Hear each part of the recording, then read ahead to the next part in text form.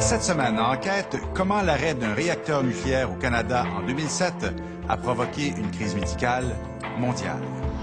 La centrale nucléaire de Chalk River, en Ontario, produit la moitié des isotopes utilisés par les hôpitaux de la planète. Cette centrale, construite en 1957, fonctionne toujours, mais doit fermer en 2016. Les deux centrales qui devaient prendre la relève, Maple 1 et 2, ont été abandonnées en 2008 parce que mal conçues, après des dizaines de millions investis.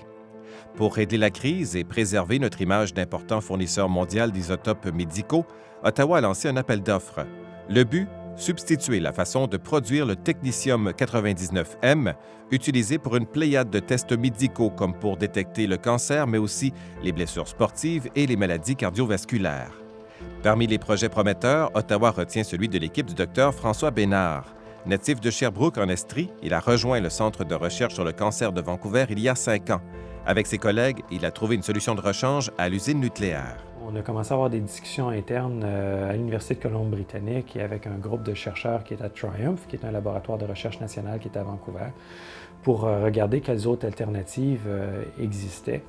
Et on en est venu à la conclusion qu'on pourrait produire le technétium directement en utilisant un cyclotron.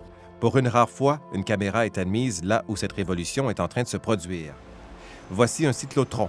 Cet appareil fabriqué à Burnaby est un accélérateur de particules utilisé pour produire, dans ce cas-ci, du fluor 18, un colorant qui permet d'identifier les zones cancéreuses. C'est en modifiant cet appareil considérablement que l'équipe du Dr Bénard a trouvé la solution. Ici, c'est un ajout qui a été justement fait pour la production de technétium. On a le cyclotron qui est là, qui fabrique le produit radioactif. On a la ligne de faisceau qui nous permet de garder le faisceau orienté pour frapper la cible. Et le produit radioactif est fabriqué dans cette capsule-là.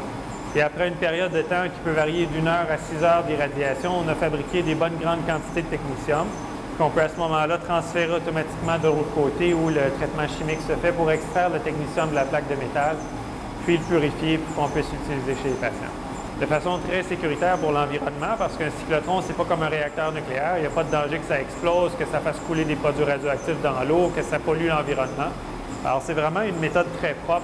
Après la purification dans ces appareils blindés, on arrive à un produit final équivalent qui a par contre une moins longue durée de vie. Après 6 heures, la moitié des isotopes sont perdus. Donc, c'est un concept complètement différent. Dans un cas, on peut avoir un réacteur nucléaire central qui produit pour le Canada au complet, ou en fait pour plusieurs pays. Dans l'autre modèle, on doit le produire dans un rayon beaucoup plus petit parce qu'on a juste 6 heures pour l'envoyer à destination, ou une douzaine d'heures au maximum.